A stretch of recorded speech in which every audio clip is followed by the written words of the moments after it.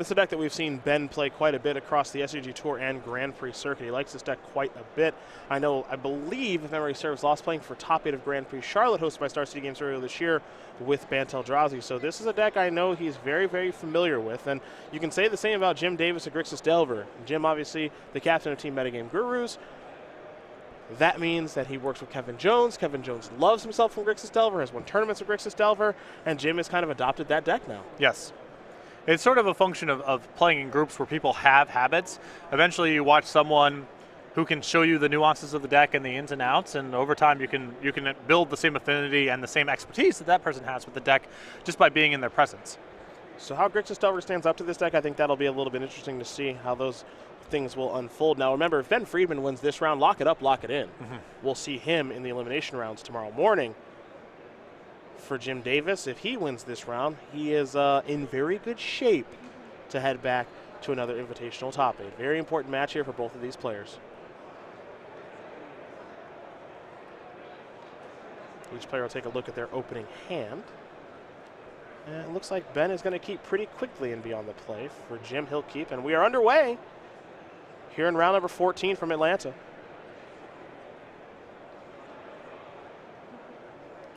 Ben will start with a Windswept Heath, and there's a Noble Hierarch. We'll see what land he wants to grab here. He will go with just a basic forest. Over to Jim Davis we will go. Jim will take a draw. Watery Grave is what he's picked up, and we'll see if he maybe wants to fire off a Lightning Bolt with the old Hierarch. Looks like a nice hand of some removal spells, bolts, and a Terminate, and some cantrips with some lands. Scalding Tarn, Lightning Bolt, land being searched for. Likely to be a Steam Vents, but it could be a Blood Crypt. He'll go with the blue-red Ravnica dual land. Now it's a Breeding Pool here, and another Noble Hierarch for Ben Friedman. Interesting, as though this sort of represents all the makings of an Infect opening.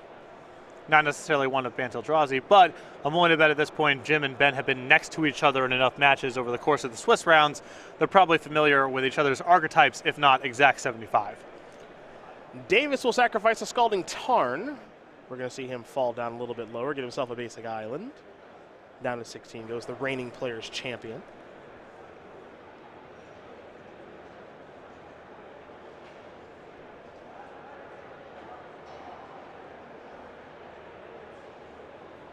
And now another Lightning Bolt.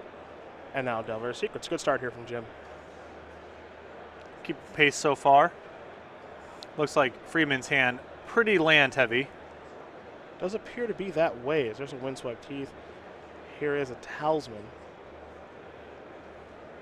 And we're going to head back over to Jim Davis here in just a moment. Jim will take a look at the top card for Delver's Secrets. It will not transform. Just be a 1/1 right now as he's picked up a copy of Tasigur. In for one, it comes Davis with the Delver. We'll see how he wants to follow up here.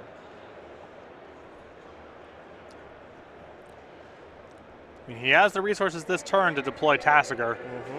Serum Visions is net even on mana if you're just delving away the spell anyway. Davis will draw. You see Friedman's going to shortcut a little bit here by sacrificing his Windswept Heath. Collective Brutality among the cards that Jim is looking at here for Scrying. And I'll leave one on top and one on bottom. Split the difference for the Scry. Yeah, Collective Brutality is a little rough in this spot because it is a way to flip the Delver, but it doesn't seem like it's going to do very much beyond that. So this is the question now that Davis has to answer. Is he willing to wait a little while on the Delver, or is he willing to draw a inefficient spell to get the Delver flipped over next turn? I believe he put to the bottom there. Dark Slick Shores. And now here's Tasigur, delving away 4 cards. Gonna leave Lightning Bolt in the graveyard. Pretty good target with old Snapcaster Mage as we head over to Ben Friedman, who's drawn a Cavern of Souls. He'll play the Cavern. I am assuming Eldrazi is the name. And Thought Not Seer is the play. Terminate and Snapcaster Mage. I mean, this decision's not particularly easy. This is really rough here. If he takes a Snapcaster Mage, then he just runs into a Terminate. But the Thought Not Seer isn't worth a whole lot in the face of the 4/5 anyway. I guess Friedman is hoping that he draws an answer to the Tassiger, Path Exile, or Dismember. He probably has to do that anyway, so he might as well put more eggs into that basket. Davis draws his card immediately, not even really revealing with the Delver because he left it on top. Yes, it was the Young Pyromancer, so he did send the Collective Brutality to the bottom. Here come the beatdowns. And Delver is free to get in here because when you know that you have Snapcaster Mage for Lightning Bolt, you can finish off the Thought-Knots here. The question is if you're happy with that exchange. I mean, not a whole lot going on with either card. The only thing in the graveyard is a Lightning Bolt, and the Lightning Bolt can't do anything else. Plus, you get a card for your trouble. You get to play your Watery Grave tapped. Now you have the ability to activate Tassiger. So, it's not a dream scenario for Davis, but I think it's the best use of the resources he had available to him. Yeah, just kind of curious, but the chances of the Delver flipping are pretty high with the construction of Jim's deck. Yep. Do you care about having the 3-2 in the air against a deck like this? Here's Sky Spawner, and actually that kind of answers the question. Because Sky Spawner Let him off the hook, yeah. Sky Spawner will line up really well right now against a Tactile Aberration, so there you go. Eldrazi Scion token will be on the way here. Pass the turn back over to Davis. Davis will be untapping and drawing here. Davis's draw. I believe Gurmag Angler. One copy in the deck. Fair enough. It's a big fishy.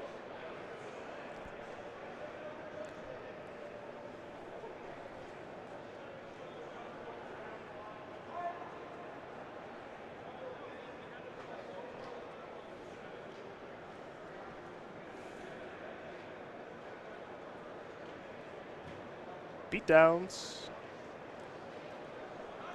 Yeah, some hesitation there from Davis about if he's willing to trade the Snapcaster Mage for a token. But the Snapcaster Mage can trade with a token regardless, offense or defense. And Davis has an incentive to just get another card in his graveyard because of Gurmag Angler. So Snapcaster Mage and Tassiger coming across. The token will jump in front of the Snapcaster Mage. There's your trade. 4 damage to come across. Friedman falls a little bit lower. Down to 9. Young Pyromancer is play number 1 for Jim. Serum Visions is play number 2. Elemental token on the way. Serum Visions will resolve. Davis will draw a card. It's a Delver of Secrets. Scry 2. Kolagon's Command and Thought Scour. Well, that's about perfect. Drawing the Delver with a mana left over, finding 2 spells on top. Yeah, gotta leave them both. Here's your Delver. Spell I believe he left on the tippy top is Kolagon's Command. Yep. Conveniently takes care of the Sky Spawner and brings back Snapcaster Mage. Now taking care of Gurmag Angler is all good and stuff, but Davis has plenty of stuff to do with his mana. Yeah. So that is not a big blow there. Delver does transform after the reveal of Kolagon's Command.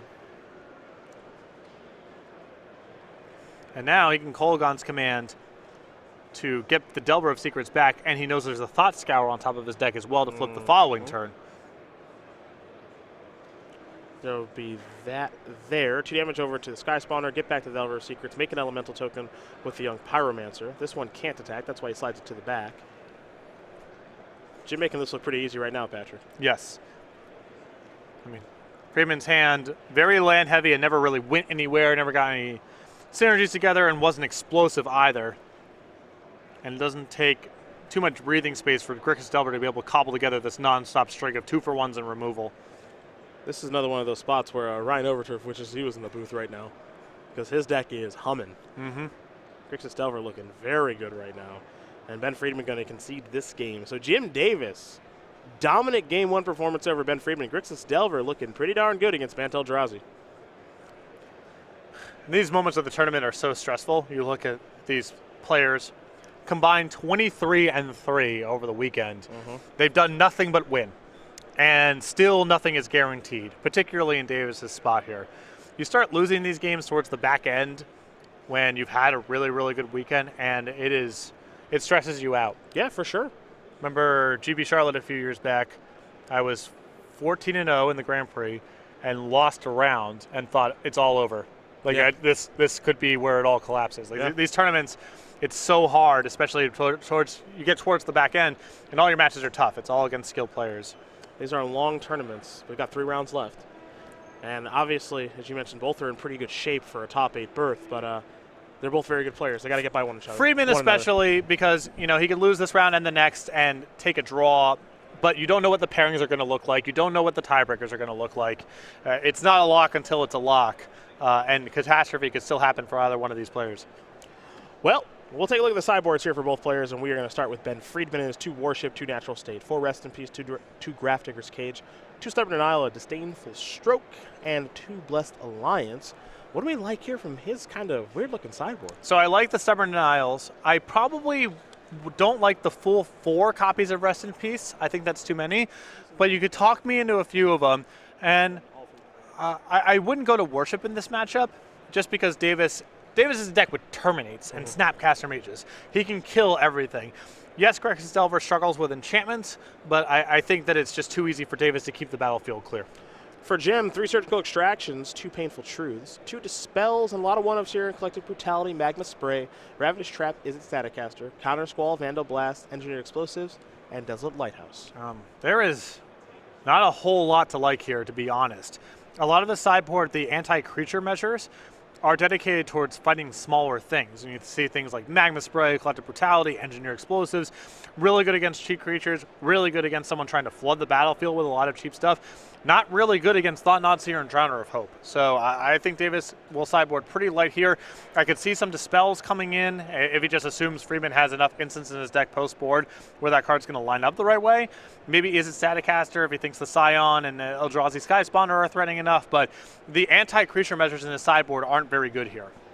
Well, those are the options there for both players, and we will be underway here in game number 2 in just a moment. But we're going to take this moment to talk about Season 1 of the SCG Tour in 2017. We're already there? We are already there, more or less, Patrick, believe it or not. Now, of course, the season actually kicks off kind of the Opens and the Classics that are taking place this weekend. We do the Players' Championship next year. And then we'll kick off, actually, with our Aether Revolt release weekend in Columbus, a little standard action there, and a whole bunch more. Yeah, at the end of January, we're in Richmond for another Standard Open, then the Regional Championships on February the 4th. That will be Modern, and you can head over to go.starcitygames.com/regionals for more information. Then a team-constructed Open in Baltimore that I believe I will be competing in for the first time in several years. Oh, boy. Then Indianapolis for Modern, Dallas in March. Worcester, Massachusetts will be Legacy, April 8th and 9th. Atlanta at the end of April will be Standard. Then Louisville in May. Modern in Baltimore at the end of May. Modern in Charlotte in June 10 and 11. And then the Season 1 Invitational, June 30th through July 2nd, Modern and Standard as the invitational formats. Now, of course, you know that if you do play in Opens and Classics of particular formats, you get particular playmats. So for Standard, we know how much everyone loves the Smuggler's Copter, crewing that bad boy up and getting some looting going on. So for all of our Standard, Open, and Classic players, you'll get the Smuggler's Copter playmat. For our Modern players, and there are plenty of you, Aether Vial will be your playmat. And then, last but certainly not least, for those of you who love lands and Legacy, David Long, Dale Ayers, a little gamble action. Again, free and exclusive playmats with entry into any Season 1 Open or Classic for Standard, Smuggler's Copter. For Modern, it's Aether Vial. And for Legacy, a gamble. Game number 2 about to be underway here between Jim Davis and Ben Friedman. Jim Davis, your reigning Player of the Year, currently up a game looking to make another invitational top 8, but Ben Friedman trying to play spoiler. He'll be on the play here for game number 2.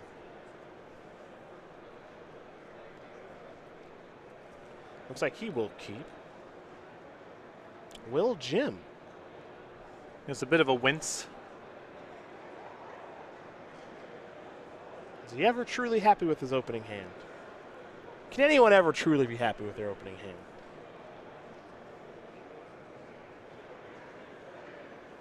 A long look now here for Jim.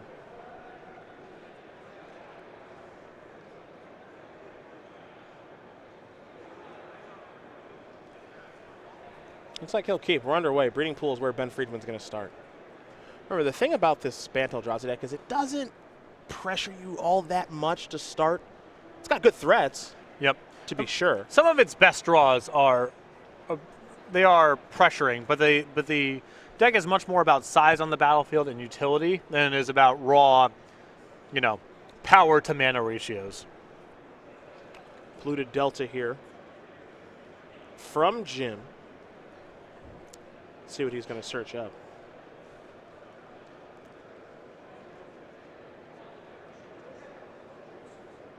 He'll go with a Watery Grave.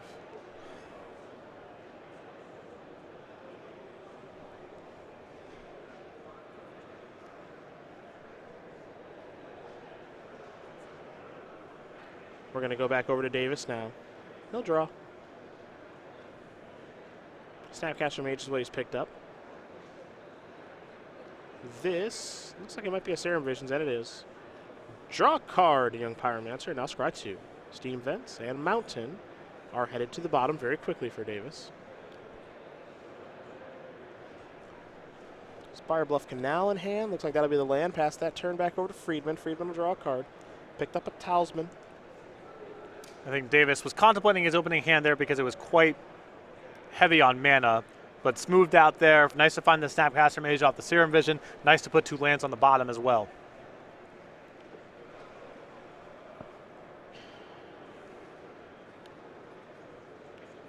Yavimaya Coast. And Eldrazi Sky Spawner. Of course, Cavernous Souls on Eldrazi as the Eldrazi Scion joins the 2-1 flyer. And we'll head back over to Jim Davis. He will untap that Watery Grave. Remember, he scry 2 to the bottom, so the draw is a mystery. That's a polluted Delta.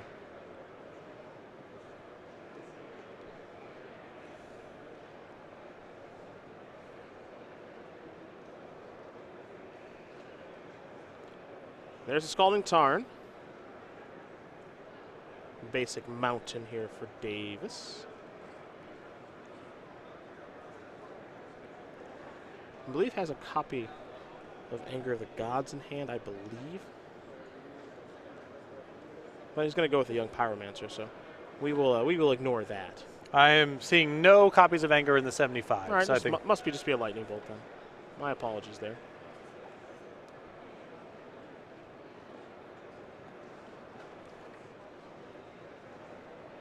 For Friedman, 2-1 flyer and Eldrazi Sky Spawner, a 1-1 Eldrazi Scion that the Sky Spawner brought along. And now there's a Seagate Wreckage, and now a Thought-Knot Seer with a trigger. Jim will use that Lightning Bolt now to take care of the Sky Spawner. An Elemental Token will be made. And now here's Jim's hand. 2 Snapcaster Mage, Spell Snare, Blue Delta, and an Island. Got to guess about which card will be removed. It is Snapcaster Mage. Not too concerned with a little Spell Snare. Spell Snare is also really good with Snapcaster Mage, so I guess it's exiled, so whatever, but there's still bolts in the graveyard. It's Snare also just doesn't counter very much from bench. Right, yeah, especially with Cavern now. Yeah.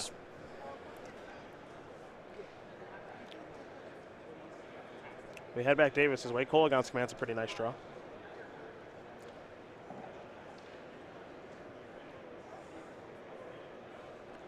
But it is a challenge to keep Eldrazi decks contained with bolts and Kolaghan's Commands and other damage source removal. The creatures are just too big. It's part of the appeal of playing the deck. Here's an attack for 1.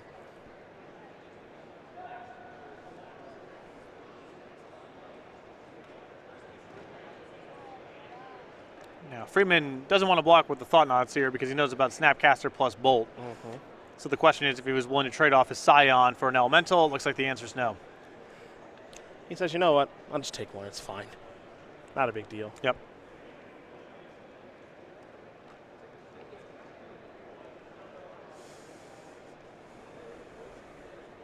Three mana here. There is Snapcaster Mage. Might be Serum Vision's time. Yep. Yeah, needs a little bit of help, does Davis. He'll draw a card, now scry 2. Another Lightning Bolt on top and a Terminate. I believe the Terminate's a no-brainer to leave there. The only question is if he wants the Bolt as well. The card he drew off the Serum Visions was a Thought Scour.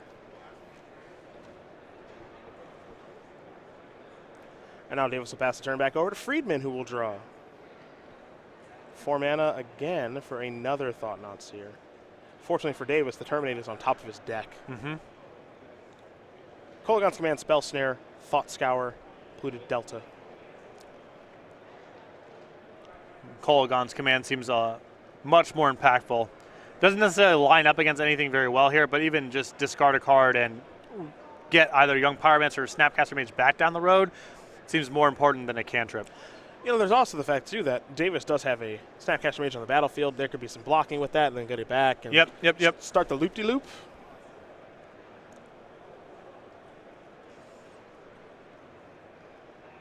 So Kolaghan's command the selection there from Friedman. Friedman will just pass the turn back. Davis is going to target Ben with the Thought Scour. Rest in peace, and Noble Hierarch go to the graveyard. Davis will draw that Terminate. He'll untap, and now he's going to draw that Lightning Bolt for his turn. So he's through all of the Serum Visions, scrying and drawing. Top card of his deck is a mystery, but I think Jim's in some pretty good shape here, honestly.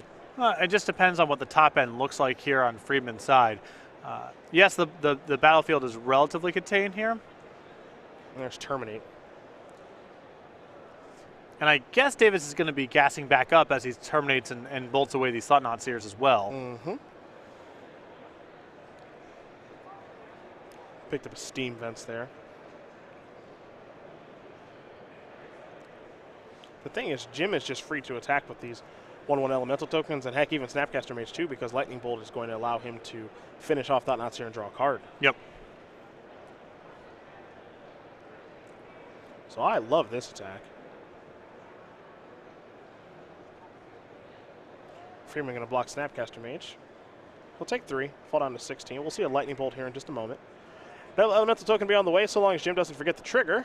The player's champion does not. It's goodbye Thought-Knots here. Davis will draw a card. Picked up a Swamp. Bad news for Jim, starting to flood a little bit. Mm-hmm. And this is something where, you know, Drowner of Hope could potentially be a stabilizing card in this game. Pluto Delta and pass the turn back over to Ben Friedman. Friedman has found a Reality Smasher, has a Dismember. That Talisman of Progress has been in hand for a long time. You mentioned Drowner of Hope, that's over there too. He thrown an Eldrazi Displacer that sits in Ben's hand, and he's got a lot of options here. It's just interesting to see how he wants to actually go through the turns. He's going to start with Dismember on Young Pyromancer at the cost of 4 life.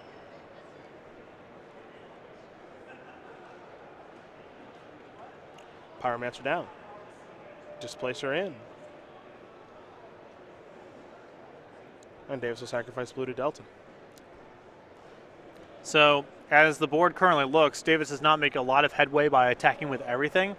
So things are stable for the time being until Davis can find another threat or removal spell for the Displacer.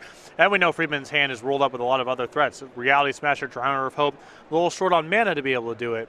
But Davis with nothing in hand of note. So I think Friedman on his way to stabilizing this game. Davis will draw. Serum Visions could be nice. He'll start there, draw a card. Didn't get a great look, but we'll see his Scry. Thought Scour and Delver.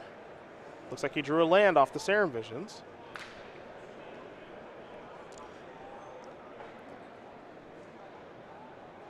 Not real interested in either of those cards. I don't know about you. I feel like the game is kind of getting to removal or bust territory. My instinct would be to bottom both, or if you don't worry about mana, I guess you can just keep the Thought Scour on top. Looks like Davis is setting them both up. The problem that I have with this line, I suppose that the Displacer cannot be activated right now. So the Delver is good. Why do you say it can't be activated right now? Oh, no, sorry. Yeah, it's white to colorless activate. No. Yeah. So it's a little, I think I would have just sent both to the bottom and looked for removal, is my instinct. Yeah, I'm not in love with the Delver right now. I can just keep transforming it or just keep dealing with it. There's Thought-Knots here. Spell Snare down, 2 lands.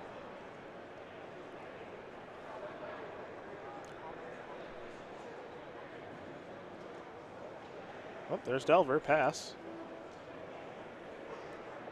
I mean, I guess you can say this. This is worth noting. By playing Delver and it transforming, it does kind of lock up some of Ben's mana. Like, it locks up 3 mana. I guess the problem that I have is, first of all, Friedman's at 9. He's got life to play with. And the other issue that I have is Friedman's already in a position where that's kind of what he wants to do with his mana anyway, to just keep the battlefield clear. Okay. So you're not really forcing Friedman to make a play that he otherwise wouldn't make.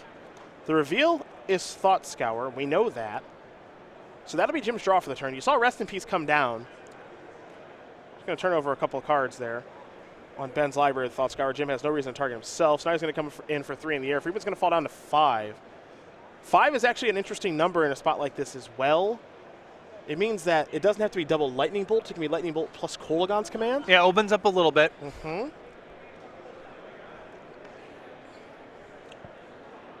Jim will play a Swamp past the turn out.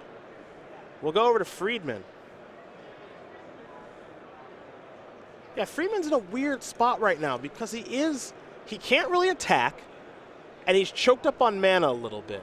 We're going to head back over to Jim. Snapcaster Mage stinks. Would have been awesome 2 turns ago. Here's the attack. Friedman says, yeah, I'm going to target that with Displacer, which is going to transform it back. Now, that's a big draw from Friedman. That's land 6. Does he want to go to Drowner or multiple activations of Displacer? I think he's got to get this onto the battlefield first, tap the Delver for a turn if it flips, and then now you have your mana and you can start attacking. That's the important thing. By getting the Drowner on the battlefield, Friedman's in a position where next turn he can start attacking. You don't want all of your mana to be jammed up doing this thing while you're not in a position to attack. Looks like this turn he can start attacking. Nothing to target with Snapcaster. We might see like a quadruple block here. Sure, I mean, these creatures on the ground are worth almost nothing now, and he gets to draw a card off the Thought-Knot Seer. This is allowed. I need to burn you out. Right. That's what that's what I see here. Trigger. Electrolyze counts. Okay. That's a step in the right direction here for Jim.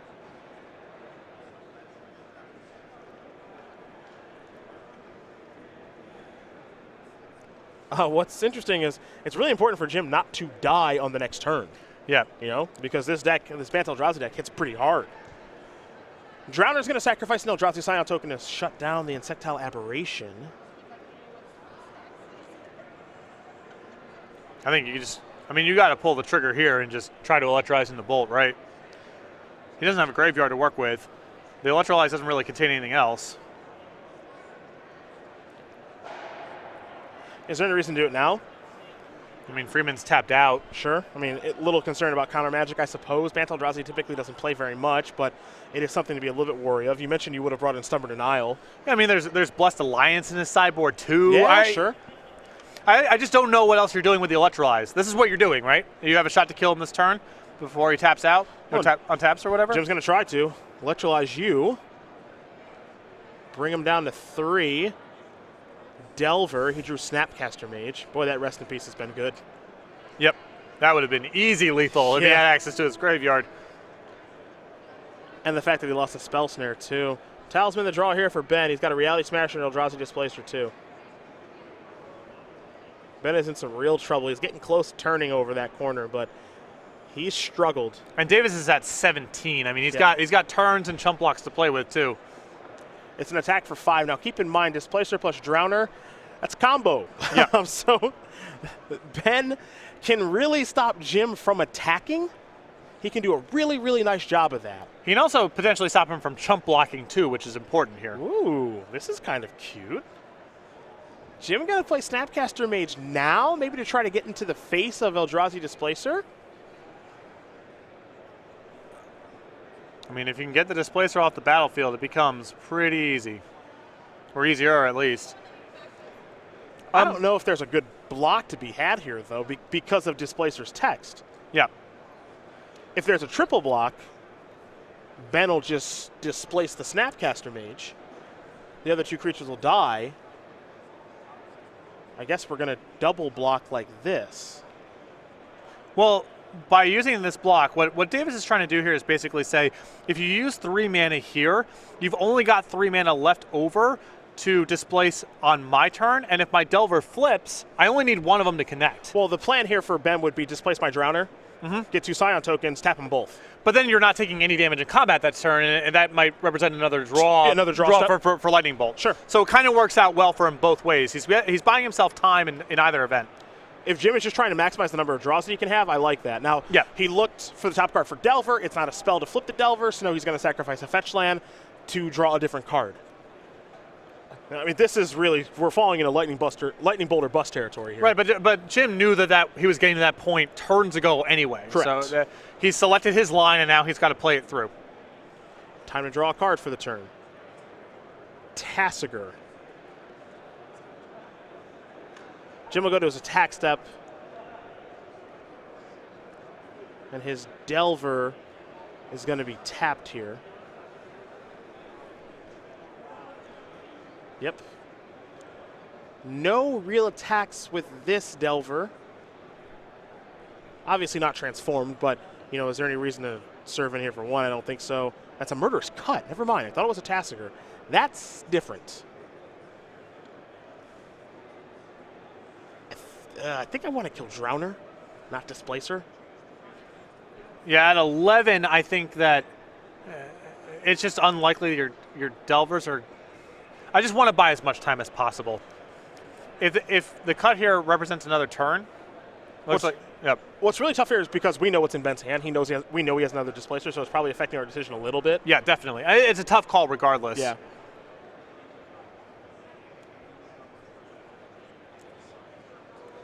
But Friedman's also just got so many cards in his hand and has been missing land drops. So I would err on the side of wanting time over wanting to get the utility off the battlefield. Smasher. In with. This is an attack for exactly 11. Yep, this is lethal. Yeah, okay, fair enough. Ben Friedman's going to win game number 2 here over Jim Davis. These two getting ready for what's probably going to be a pretty darn good game number 3. That was a really interesting call there from Davis. And I don't know, it's either one end of the spectrum or the other when he kept the Delver on top there with his Serum Visions.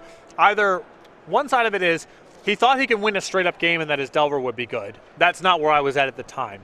The other option is he thought things were getting so dire that he was willing to keep Lava Spike on top of his deck, which is essentially what the Delver amounted to, a Lava Spike plus it required mana and finagling out of Friedman. Mm-hmm. And Davis might have been saying he's low enough, 3 damage is better than my average draw, it could tie up his mana, and that's where I'm at. My instinct there was just ship both to the bottom and try to find removal spells, but Davis might have felt things are getting so dire that even if I kill the Displacer, he's got 4 or 5 cards in his hand, he's been missing land drops, I'm not going to be able to beat the leftovers anyway. Yeah, I mean, as you said, Jim kind of selected his line and it took him where it took him. Right, you can rationalize it, the line, it's a weird play where you can rationalize it either, I think I'm still playing the game and my Delver's good, or I'm really desperate, I'm almost certainly losing, and that's why I need to keep the Delver on top. If you think the game is anything in the middle, you have to get rid of the Delver. I, at the time, thought the game was somewhere in the middle of those two places, but you can rationalize it on either side of that. Any changes here, as we've already gone over the sideboard a couple of times? I think, I don't know. The spell snare that Davis had that game was really bad.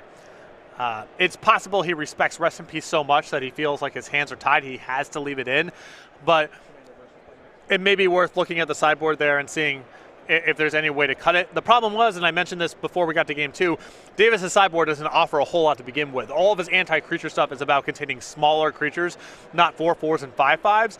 So even if Spell Snare is not really good, the opportunity to hit Rest in Peace is better than any other option that he has.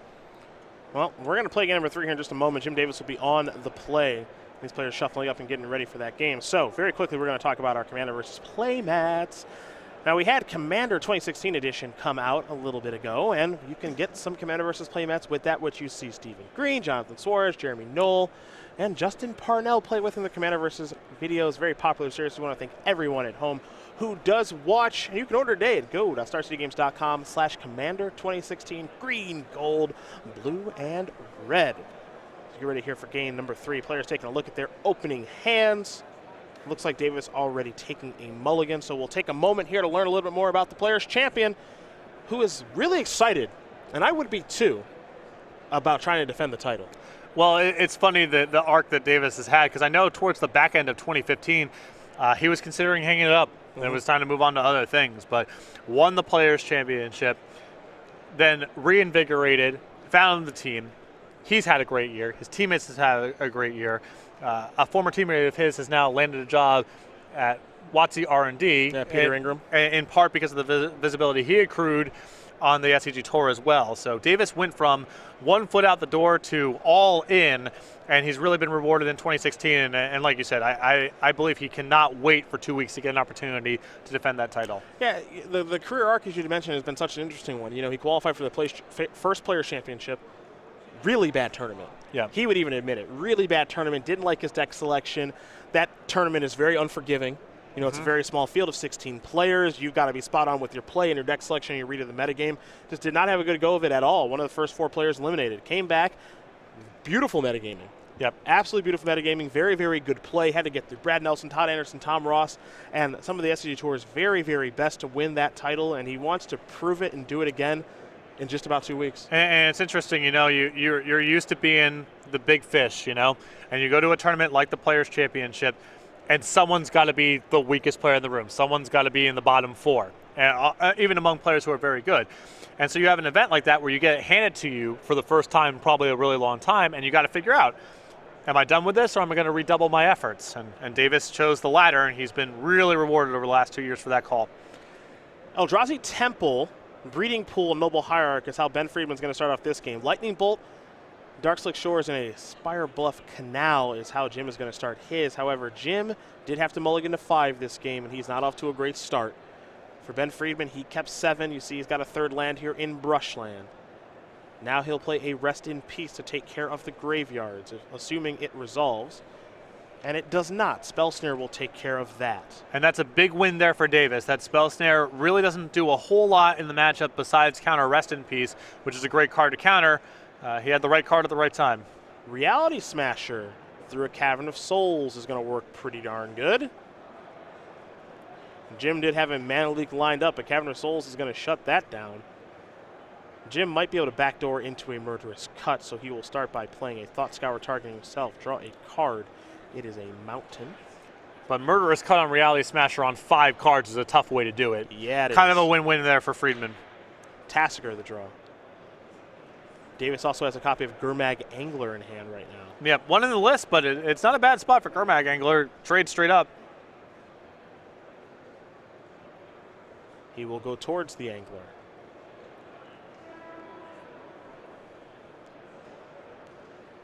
And now we're going to head back over to Ben Friedman, who has drawn a Path to Exile at a pretty darn good time to draw one.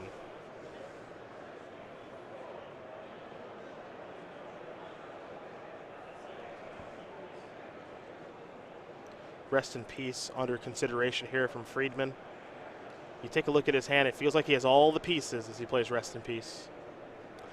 You can tell Friedman putting a really high priority on getting this card on the battlefield. We might not even see him attack this turn. We don't. He does not want to make this exchange. He's only got 1 white source of mana in Brushland, but he wants to say, I'm Rest in Peace now, and then I will Path to Exile next turn and keep the beatdowns coming. Playing Rest in Peace and no attacks is also a pretty loud indicator that he has Path to Exile in hand. It's not good news for Davis. Yeah, Davis has, I'm sure if you ask Davis what do you think the odds are that the Path to Exile is in Friedman's hand, he would say extremely high. His play this turn will certainly reflect that.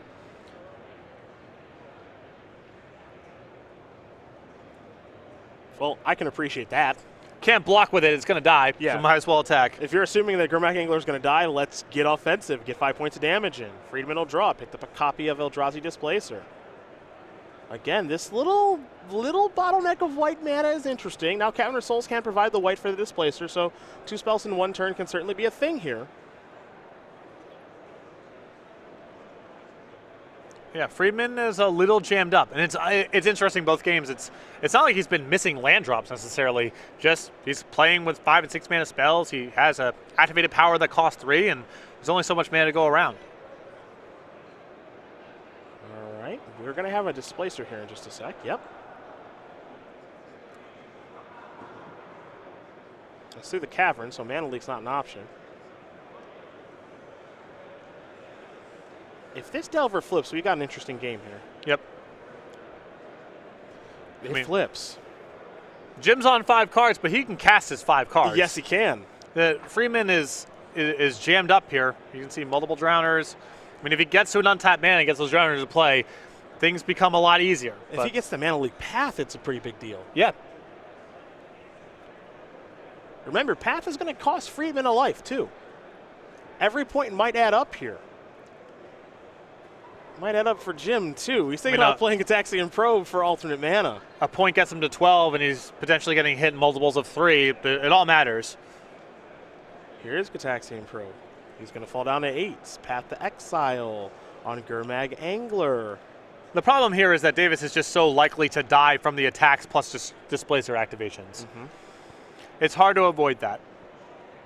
I mean, if you're Jim, you got to run pretty good.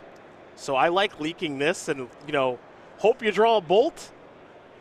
One of the big problems here is that one of the best cards for the spot under normal conditions would be Murderous Cut. That's a way for him to actually pull ahead, and that's not an option with Rest in Peace resolving. Island the draw. Jim is going to come across here for 8. It's the same deal as before. He knows he can't block. Yeah, but he leaves himself dead on the strike back. Yeah, that's going to do it. He was hoping maybe he would block it because you mentioned he can't block. He can't block. It's his only shot. Yep. Ben Friedman going to win this match here over Jim Davis. 2-1. Bantel Drazi will take care of Grixis Delver. And for Ben Friedman, lock it up, lock it in. He is in the Invitational top 8. Congratulations to Ben Friedman, our first player to be launched for the top 8. And for Jim, again, it's what I spoke of before. You spend an entire weekend just winning matches. And it's so hard to top 8 these things. Competition's good. You've got 8 players and getting the slots over 400 some odd people competing in the main event, and even at X and 2 you pick up a loss, and then suddenly you're looking to having to win out the last 2 rounds potentially.